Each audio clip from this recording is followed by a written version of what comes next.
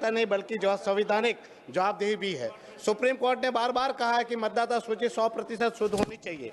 महोदय जी, उत्तर प्रदेश में पिछड़े बड़े रिवीजन में 1.2 करोड़ और बिहार में एसआईआर के अब तक 65 लाख जितने संदिग्ध नाम हटाए जाने की बात है। मैं विपक्ष के साथियों से पूछना चाहता हूं, क्या हम चाहते हैं कि भूतिया वोटिंग चलती रहे? क्या हम चाहते हैं कि कोई घुसपैठिया हमारे जवानों की शहादत पर चुनौती देते हुए वोट डाले? हरगिज नहीं। इसलिए मैं गर्व के साथ घोषणा करता हूं कि मैं एसआईआर का पूर्ण बिना शर्त के समर्थन करता हूं।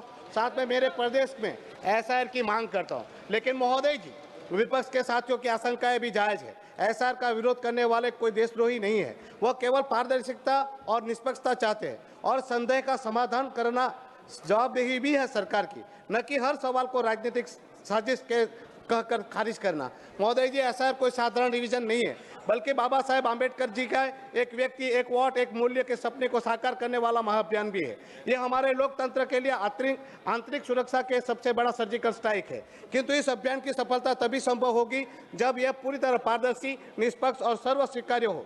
इसलिए मैं कुछ सुझाव सदन के समक्ष रखना चाहता हूं। एसआईआर शुरू करने से पहले चुनाव आयोग सभी मान्यता प्राप्त राजनीतिक दलों से औपचारिक विचार विमर्श करे। किसी भी मतदाता का नाम हटाने से पहले एसएमएस, लिखित नोटिस और कम से कम 15 दिन का समय देकर उनका पूरा मौका दिया जाए।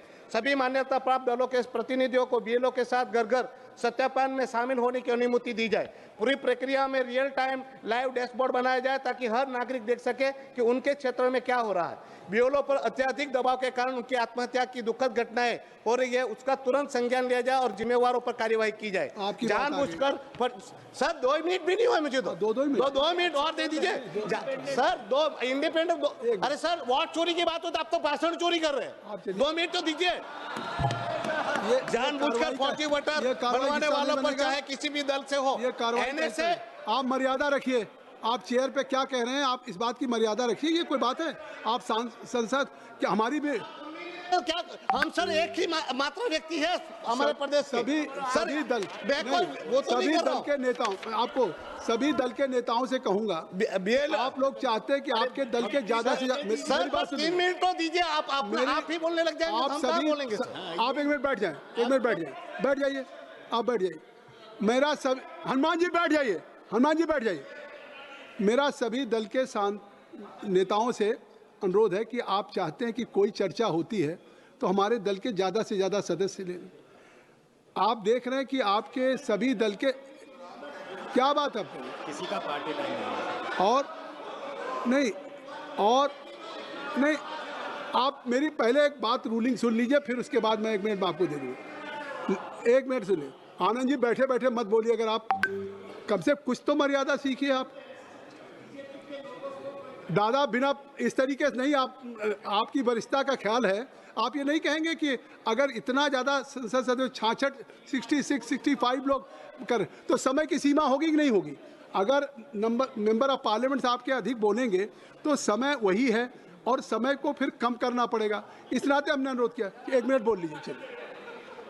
जानबूझकर फर्जी वोटर बनाने वालों पर किसी भी दल का हो, उन पे एनएसए के तहत कठोर कार्यवाही हो। ईवीएम वीवीपैट की 100% मिलान की मांग को पुनर्विचार हो। साथ ही शंका होने पर शंका के निवारण के लिए 100% मिलान अनिवार्य किया जाए। चुनाव आयोग की नियुक्ति के में नेता प्रतिपक्ष के सर्वोच्च न्यायालय के प्रतिनिधि को भी शामिल करने वाला कॉलेजियम मॉडल अपनाया जाए। चुनाव आयोग की वार्षिक रिपोर्ट संसद में पेश हो और वही संसदीय समिति के सामने जवाबदेह हो। साथ ही आरटीआई का पूर्ण दायरा चुनाव आयोग पर लागू हो।